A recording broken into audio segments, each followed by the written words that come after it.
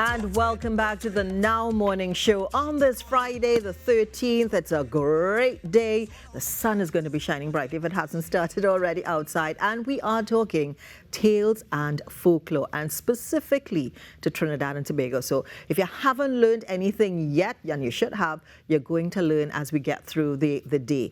And as I say that, I do have with me right now someone who wrote a book, and it's an interesting story because it focuses somewhat on Trinidad and Tobago folklore, but it takes a slight twist. And we're going to hear all about that right now. And it's called Zoe and the Forest of Secrets. And with me on Zoom, I do have Alake Pilgrim, who is the author. Good morning to you. Good morning. Hi, everyone. How are you this morning? How are you feeling this Friday, the 13th? I'm good. I'm good. I'm glad to be here. Oh gosh, it's a pleasure to have you because, you know, we always have these folklore stories, and I'm glad if children can grow up hearing these stories about our folklore characters. But you did something a little bit different with these characters. First of all, before we get started, tell me what inspired you to write Zoe. There's a story behind that. There is a story. So actually, it starts off a little sad and then gets good. I had a child who actually was born very ill, and doctors said, that without a transplant, there would not be a chance of him doing well in life. But actually, after about 2 years of this, he was miraculously healed. I don't have any other way to say it. That's what happened. There's no the surgeons, the doctors, the transplant centers, nobody has an explanation to say this is why he got better. And so I really was inspired to write a story almost for his future self, because of course he was a baby toddler at the time, where he could see himself or children like him as the star of a story. And it could be a story that was just as amazing and exciting as the stories that I read growing up. So Wow, that so was the inspiration. that was the birth of Zoe and Yeah. the Forest of Secrets. Now, tell me what aspects of folklore are actually included in the book, and how did you reimagine them to this futuristic type thing? Yes, well, it was exciting to me to treat with folklore that way because I feel like I don't know how many people are aware that the Marvel series, the Wonder Woman, they're all based on folklore, right? They're called myths in other cultures, mythology, but they're all based on Greek folklore, on Nordic folklore. So I thought, why can't our folklore inhabit that space where it's present, it's past, but it's also future? So in the book, this is the book here, and in it, we have a Nancy-like creatures who are reimagined as part cyborg, part spider, and they still have a smart mouth and they still have, a quick comeback. And they're hilarious, but they're also a little bit menacing.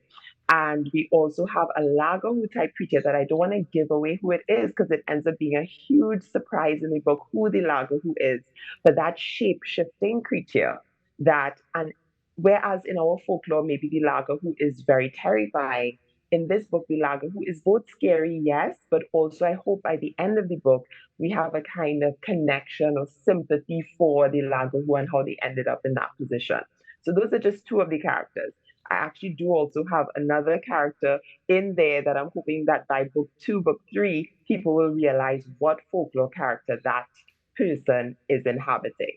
Yeah. So there'll Why be a do bit of a you surprise as well. I love it. And why do you think, though, that we need to teach our children about our folklore? Why is that important?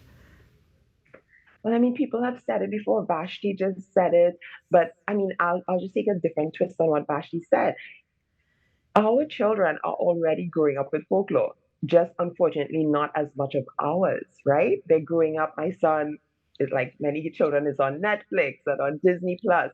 Little Mermaid is based on folklore, and I don't know how many people realize that the mermaid stories exist in folklore around the world, including especially Tobago. in the Caribbean. Yes, in Yeah, and so Tobago. Disney took this, Tobago, exactly. People took this and they have multi-billion dollar industries behind it. They also have the eyes and ears of our kids.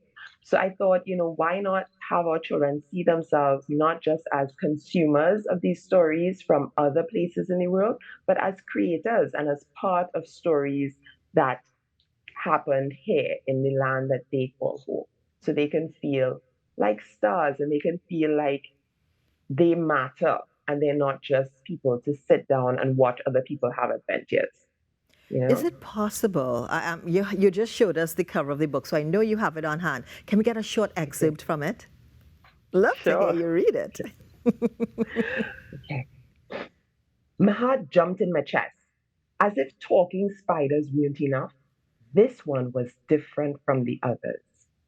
It had a mechanical leg made of silver metal, complete with gears and joints, with pinchers on the end of it like a crab. I stared, blinked, and stared again. The leg was still there. The spider moved up my side to my shoulder, whirring and creaking all the way.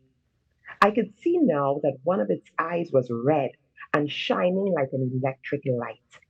It clicked in and out of its head on the end of what looked like a tiny telescope.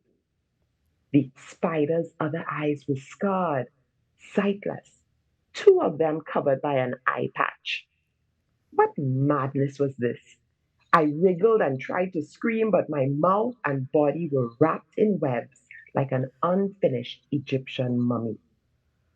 Calm down, girlie, the spider ordered, in no way calming me down.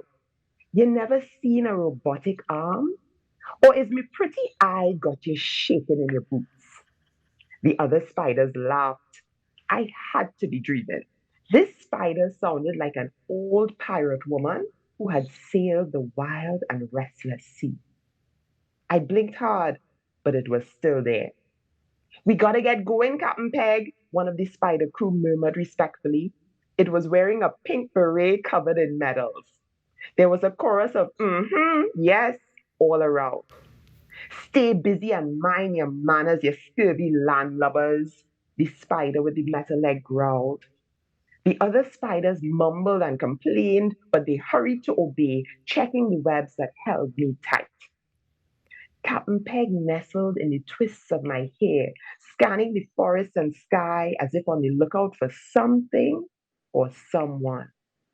I jumped when she whispered in my ear, the boss say to follow the river and don't trust people you don't know.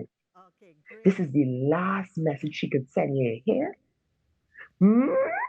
I stared at her wildly. She rolled her one good eye. Child, what happened? Stick break in your ears? The fur on her legs tickled my face horribly. I tried not to move or breathe. Say nothing about this, she went on, as you love your life. Remember, who can hear will feel. I love She it. I love stared me it. down. Oh, I thank love you. it. Alake, thank you so much. Alake Pilgrim, author, Zoe and the Forest of Secrets. Quickly, where can we find the book? Where can we get the book? At paperbase.rik on Amazon. And I book love it. two comes out next year. Thank you so much. And I just love the local Thank aspect of you. it. Thank you for being a Thank you part of so the much. show, Folklores, here on Trinidad. Now morning show, Zoe and the Forest of Secrets. Yeah, it just had me so buzzedy. Alake Pilgrim, author, thank you for sharing this and Thank thank you for you. being a part of this Bye. as well. Good luck to you. We've got so much more coming up. You gotta stay with us.